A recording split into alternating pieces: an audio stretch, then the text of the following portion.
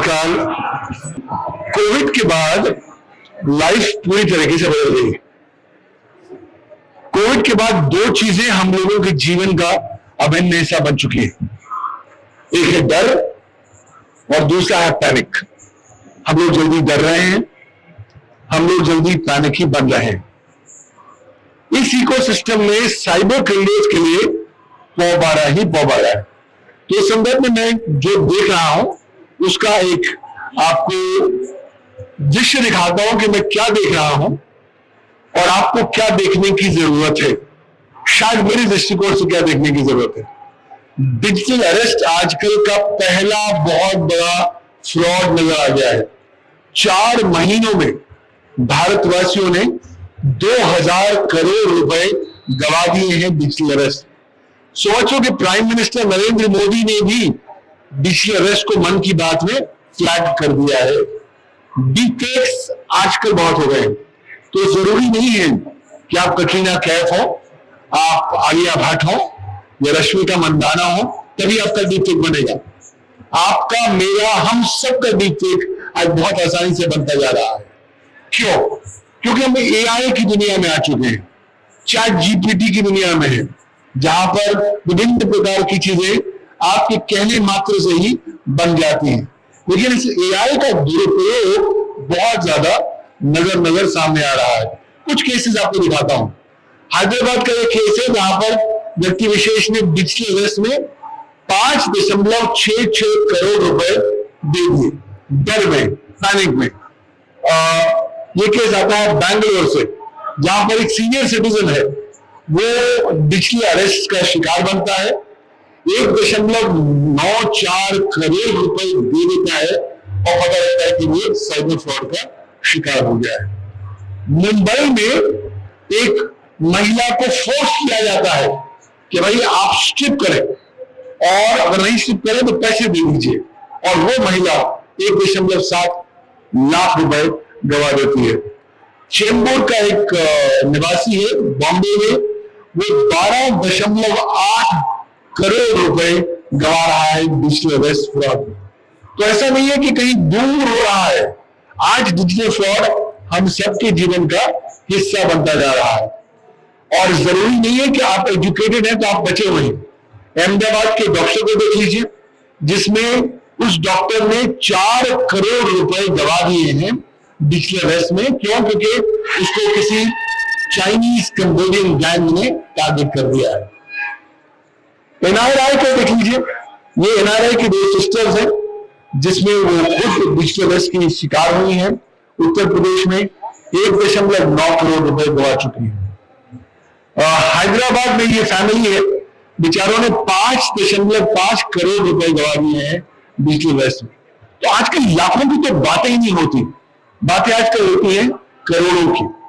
ये देख लीजिए, कोच्चि में, केरला में इस व्यक्ति ने इसको टारगेट किया एक औरत को, और 4.12 करोड़, यानी कि सारी जिंदगी की आपकी पूंजी है वो आपने इनको लुटा दी है। ये मुंबई में 56 साल के व्यक्ति हैं, 12 करोड़ रुपए दे चुके हैं, 1 महीने तक डिजिटल अरेस्ट हो चुके हैं। उन्हें बोला गया आप हिलेंगे नहीं, आपको 24 घंटे निगरानी में किया जा रहा है, आप पैसे दे दीजिए वरना हम आपको जानो माल से खत्म कर देंगे। यहां पर एक और महिला है, ये बॉम्बे से है, इनको भी ड्यूप किया गया है। कोच्चि में एक महिला है जो होम मेकर है, उनसे भी 4.12 करोड़ ले लिए गए हैं। देहरादून में 1.4 करोड़ रुपए। मतलब चारों ओर एक बहुत खतरनाक सा माहौल नजर आ रहा है। तो आपको इस माहौल में अपने आप को बचाना है। दूसरे आजकल जो फ्रॉड आ रहे हैं वो है सेक्सटॉर्शन और साइबर फ्रॉड। आपके झूठे वीडियो बनाते हैं, अश्लील वीडियो बनाते हैं, फिर आपको कहते हैं कि आपके अश्लील वीडियो हम आपके परिवार के साथ शेयर करेंगे, अगर आप नहीं शेयर करना चाहते तो कृपया आप मुझे पैसे दे दीजिए। और फ्रॉड के तो आजकल नए नए आयाम भी आ गए हैं। ये देख लीजिए, ये केस आया है हमारे को साइबर फ्रॉड का, जिसमें IRCTC के ऊपर उन्होंने चूना लगाया और 64,000 रुपए मतलब आज वो दौर खत्म ही हो गया है कि आप किसी को ट्रस्ट कर सकते हैं।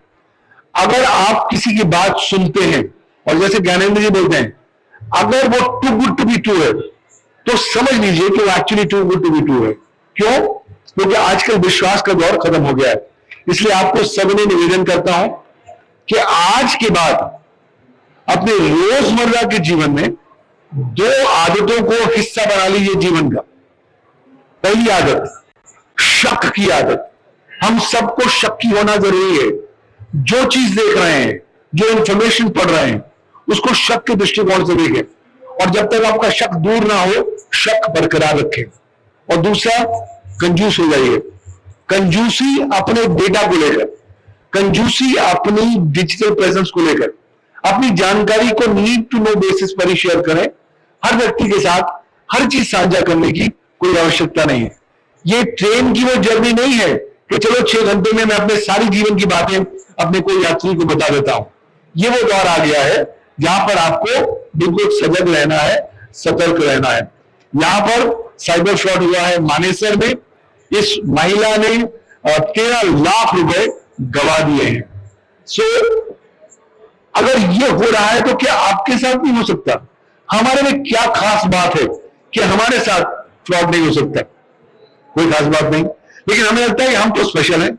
जो कुछ होगा लोगों के साथ होगा, मेरे साथ तो होगा नहीं। जब होता है तब हमें पता लगता है कि हम कहीं ना कहीं प्रॉब्लम में आ गए हैं। यहां पर एक मुंबई के बैंक एम्प्लॉई है, रिटायर्ड है, वो 9.5 लाख रुपए गवा देते हैं साइबर फ्रॉडस्टर्स को। और कब गवाते हैं? जब वो कंप्लेंट लॉन्च कर रहे हैं, और कंप्लेंट लॉन्च करने की आड़ में उनसे 9.5 लाख रुपए ले लिया जाता है। ये कलकत्ता का केस सामने आया है, जहां पर हम देखते हैं कि सोशल मीडिया सेक्सटॉर्शन ट्रैप सामने आया है। कलकत्ता के एक डॉक्टर को उन्होंने शिकार बनाया है, और व्यक्ति कौन है? दिल्ली से है, क्योंकि अल्टीमेटली हर व्यक्ति चाहता है कि मुझे जल्द से जल्द पैसे मिल जाए और कुछ ना मिल सके। लोग सोचते हैं कि लोग जब जुडिशरी में काम करेंगे तो ज्यादा इंटेलिजेंट हैं। यहां पर हाईकोर्ट के एक मुलाजिम है, एम्प्लॉई है, और उन्होंने उनको भी साइबर क्रिमिनल से चपेट लगा दी है।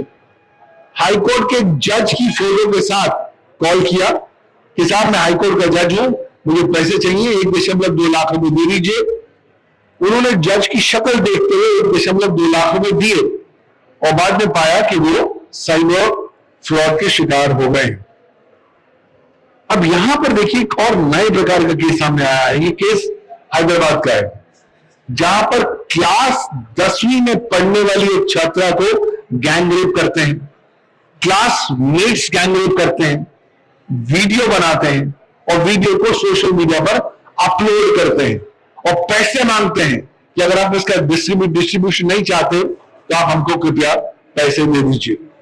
इनफैक्ट ऐसा है, साइबर क्राइम के आंकड़े आपको रियल पिक्चर नहीं बताते। ये एक आंकड़ा बताता है कि साइबर क्राइम में लगभग 4000% इजाफा हुआ है।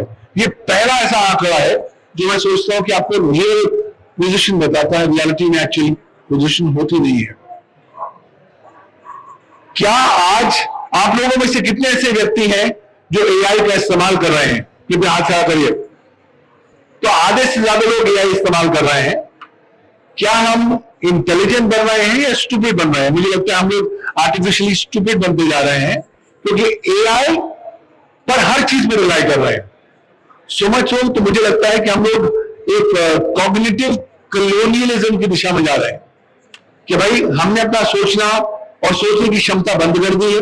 जो एआई कह रहा है उसको सच मान रहे हैं, और यहां तक कि अब हम कुछ सोचना भी नहीं चाहते। यहां पर दिक्कत आ रही है। तो फ्रॉड के तो आप बहुत जल्दी विक्टिम बनी जाएंगे। इस जनरेटिव एआई ने पूरे लैंडस्केप को बदल दिया है। अनफॉर्चुनेटली जब मैं बात कर रहा हूं, कोई कानून भारतवर्ष में अभी एआई को समर्पित नहीं है, लेकिन एआई का दुरुपयोग बहुत लाजमी है। आज जैसे आपके साथ बात कर रहा हूं, और कुछ हफ्ते पहले दिल्ली में एक बहुत बड़ी कॉन्फ्रेंस थी, उसमें उन्होंने कहा कि आप कीनोट दीजिए लंच से पहले। तो मैंने अपना कीनोट दिया लंच से पहले। लंच हुआ, खाने लग गए, पूरी गाने लग गई। एक व्यक्ति आया, वो कहता है कि सर मुझे आपका कार्ड चाहिए। मैंने कहा लीजिए कार्ड लीजिए। फिर बात शुरू हुई, आप कहां से हैं? कहते मैं बिजनेस करते हैं, एंटरप्राइज बिजनेस। मैंने पूछा कौन सा एंटरप्राइज बिजनेस? तो मैंने कहा साइबर क्राइम। तो मैंने कहा बहुत अच्छी बात है, आप साइबर क्राइम लड़ने में हमारी मदद करते हैं। ही सेज नहीं, हम साइबर क्राइम करते हैं। जब उससे ज्यादा बात हुई तो पता लगा कि साहब हम लोग 6 लोगों का अपनी टीम है। 6 लोगों की टीम अपने हाथों से कुछ नहीं करती, सब कुछ एआई के थ्रू करती है, और ऑन एन एवरेज एक महीने में 30 से 35 करोड़ रुपए कमाती है।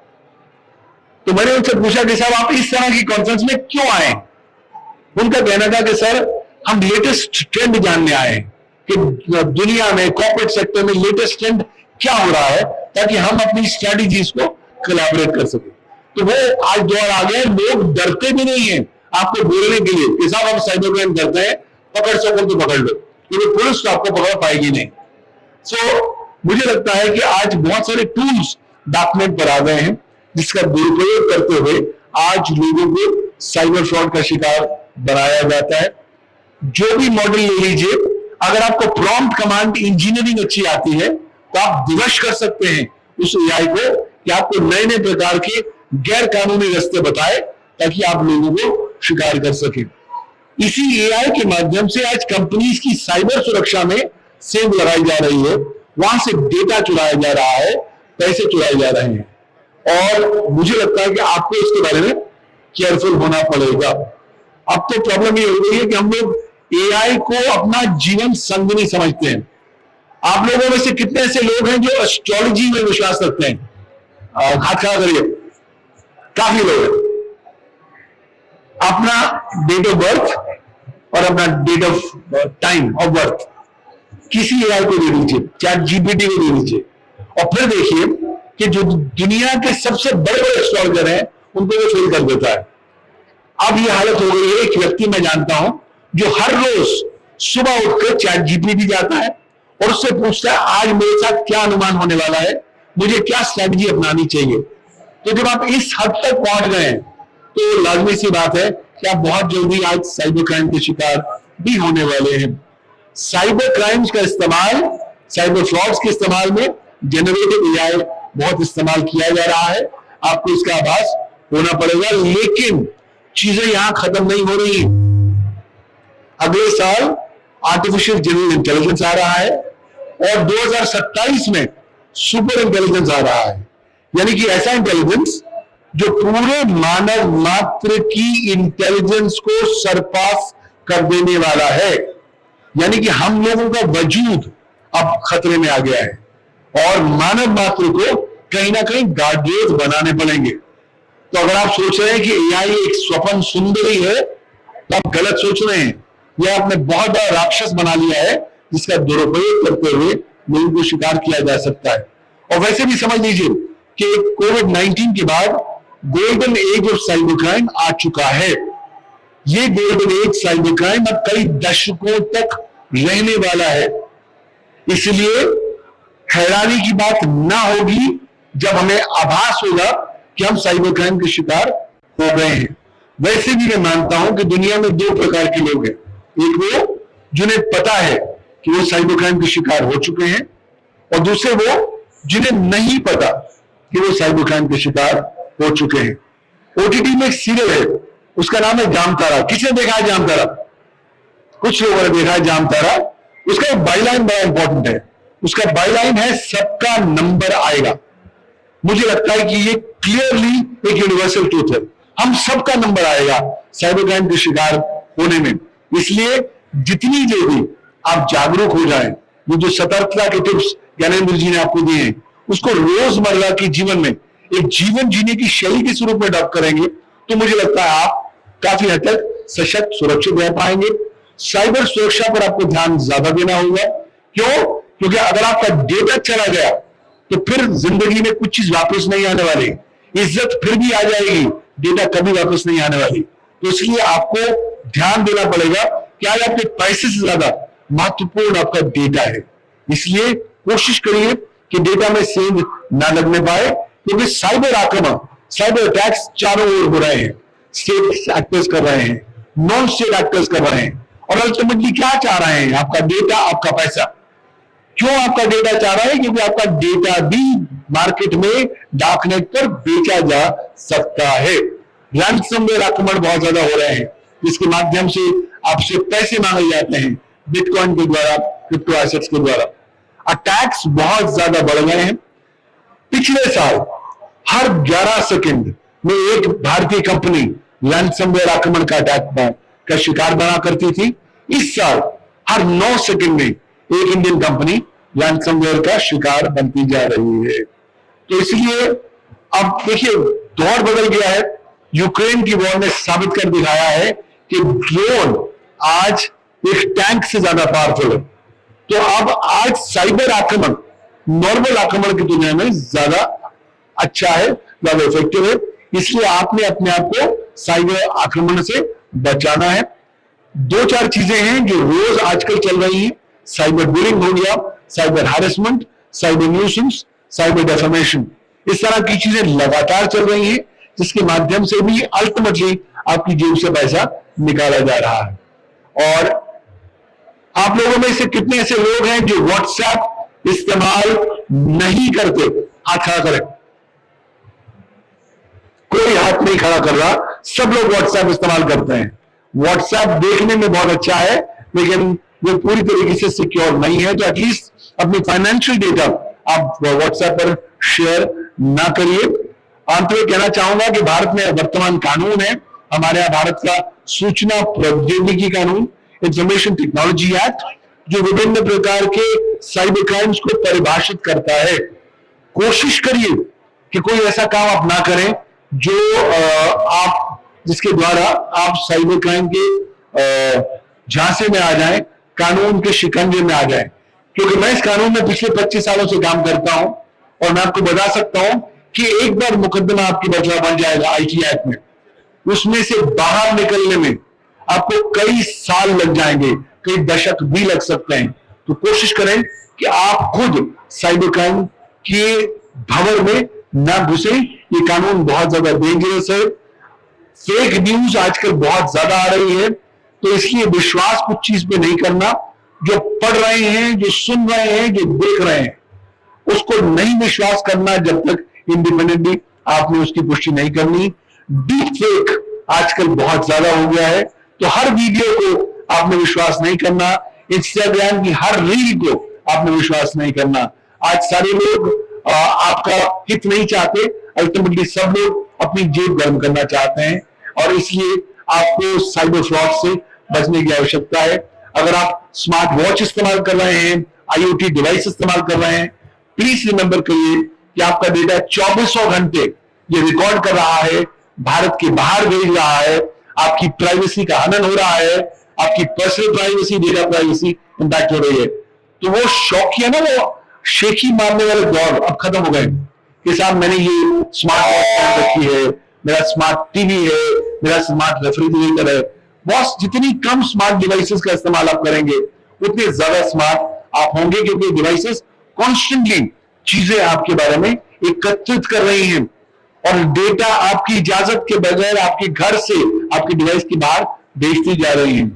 ब्लॉकचेन्स का मेच्योरिटी हुई है आंध्र प्रदेश में। ब्लॉकचेन्स को हम आज लैंड रिकॉर्ड्स को सेव करने के लिए रख रहे हैं, लेकिन ब्लॉकचेन पर बिटकॉइन भी है। बिटकॉइन का जबरदस्त दुरुपयोग हो रहा है साइबर क्राइम के लिए। तो प्लीज बी केयरफुल। इंडिया में भी बिटकॉइंस लीगल नहीं है, और you have to be careful कि अगर आप इसमें पकड़े गए दिक्कत होगी। अल्टीमेटली आपको समझना है कि दुनिया इंटरनेट वेब नहीं है जो आप और मैं इस्तेमाल कर रहे हैं। इस पूरे आइसबर्ग को देख लीजिए, जो टॉप 15% ही आप और मैं जाते हैं, जिसे हम सुपरफिशियल नेट बोलते हैं। तो 15 to 85% डीप नेट है, लेकिन जो नीचे वाला पोर्शन है, लास्ट 15%, वो है डार्क नेट। डार्क नेट पर सभी प्रकार की गैर कानूनी गतिविधियां होती हैं, और अधिकांश आक्रमण आप पर डार्क नेट से होंगे। प्लीज बी केयरफुल कि आप डार्क नेट पर ध्यान से जाइए। अल्टीमेटली ये मत सोचिए कि मैं फन्ने खा हूं। आजकल दुनिया में कोई फन्ने खा नहीं है। क्यों? क्योंकि आपको कहीं ना कहीं ढेर साइबर क्रिमिनल्स कर लेंगे। आपको जागरूकता दिलानी बहुत जरूरी है। इसलिए आपका मैं अभिनंदन करता हूं सभी का, इस प्रकार का आपने प्रोग्राम किया है जिसके माध्यम से एटलीस्ट आप लोगों में जागरूकता फैला रहे हैं। At least we need to know. और अगर आप सोचते हैं आप बहुत बड़े हैं तो आप गलत सोचते हैं। मैंने इंटरनेशनल कोर्ट ऑफ जस्टिस के जजेस को ट्रेन किया, और हम वकील है ना, हमें बताया जाता है कि दुनिया का सबसे बड़ा कोर्ट है आईसीजे, उस कोर्ट के जो जजेस हैं सबसे महान है। अरे जब वहां जाके उनको ट्रेन किया तो पता लगा बॉस उनको भी ट्रेनिंग की जरूरत है। तो आजकल हर व्यक्ति को कैपेसिटी बिल्डिंग करने की आवश्यकता है। आपको आजीवन स्टूडेंट बने रहना पड़ेगा। आप सोचो मैंने पढ़ लिया कहानी खत्म हो गई, ऐसा कुछ नहीं होने वाला। साइबर क्रिमिनल रोज नए नए रास्ते अख्तियार कर रहे हैं आपको टारगेट करने के लिए। इसलिए और अब एआई आ गया है, तो आपका एकमात्र सवाल ये कि बॉस मुझे अपने आप को बचाना कैसे है, मुझे मेरा वजूद क्या है, क्योंकि एआई तो मुझे मेरी एग्जिस्टेंस को खत्म कर देने वाला है। कुछ साल पहले मैंने एक्सपेरिमेंट किया, एक प्लेटफॉर्म शुरू किया, उसका नाम था cyberlawuniversity.com। मैंने कहा मैं साइबर लॉ में काम करता हूं, चलो कुछ एक्सपेरिमेंट करते हैं। तो मैंने 37 कोर्सेस रिकॉर्ड किए और ऑनलाइन अपलोड कर दिए। ये कोर्सेस थे साइबर लॉ पर, साइबर क्राइम पर, साइबर सिक्योरिटी पर, आर्टिफिशियल इंटेलिजेंस का। और मैं 5 साल भूल गया। मैंने कहा छोड़ो देखते क्या होता है। 5 साल बाद जब मैं वापस पहुंचा तो मैं तो खुद हैरान हो गया। ये कोर्सेस 32,500 प्रोफेशनल्स 174 कंट्रीज से कर चुके हैं, जो 53 राष्ट्रीय भाषाएं बोलते हैं। तो ये आंकड़े मुझे बताते हैं कि आज self help, self capacity building बहुत जरूरी है। तो अगर आपको अपने आप को बचाना है, किताबें नहीं बचाएंगी, आपको ज्ञान नहीं बचाएगा, आपको प्रेजेंस ऑफ माइंड बचाएगा, आपको सेल्फ नॉलेज, सेल्फ हेल्प बचाएगी। आपको कॉन्स्टेंटली समझना है कि आप आग के दरिया में रोज जा रहे हैं, रोज अपने आप को इस आग के दरिया से बचाना है, और उसके लिए आपको सुरक्षा कवच पहनना होगा। ये सुरक्षा कवच होगा आपकी सूझबूझ, आपकी जानकारी, your due diligence, your care and caution. Finally please remember, कानून का उल्लंघन करेंगे और कानून के भवन पकड़े गए तो अगले कई साल खराब हो जाएंगे, लाइफ, करियर सब समाप्त हो जाएगा। कोशिश करिए कानून का उल्लंघन ना करें, कोशिश करें be on the right side of law, and ultimately you will have to be prepared. Cyber fraud जो है दुनिया की सबसे बड़ी इकोनॉमी बनता जा रहा है। पिछले साल दुनिया ने $8 ट्रिलियन गवाए साइबर फ्रॉड के प्रति, और उसमें से बिग चंक जो था भारतवर्ष से गया। इस साल 2025 के अंत तक दुनिया में $10.5 ट्रिलियन लोग गवाएंगे साइबर फ्रॉड के प्रति, और उसमें से अधिकांश चीज जो है भारतवर्ष से जाने वाली है। सतर्क रहिए, सावधान रहिए, अपना पैसा बड़ी मुश्किल से आपने कमाया है उसको संजो के रखिए, अनजान व्यक्तियों के ऊपर विश्वास ना करें, अनजान एंटिटीज, अनजान लिंक्स, अनजान वेबसाइट्स, अनजान हर एंटिटीज पर आपने विश्वास नहीं करना। अपने पैसे को संजो के रखना है, अपने डेटा को संभाल के रखना है। जितने सतर्क रहेंगे, जितने सावधान रहेंगे, उतने ही आप ज्यादा सशक्त, ज्यादा साइबर सुरक्षित और साइबर अजाइल हो पाएंगे। धन्यवाद, थैंक यू।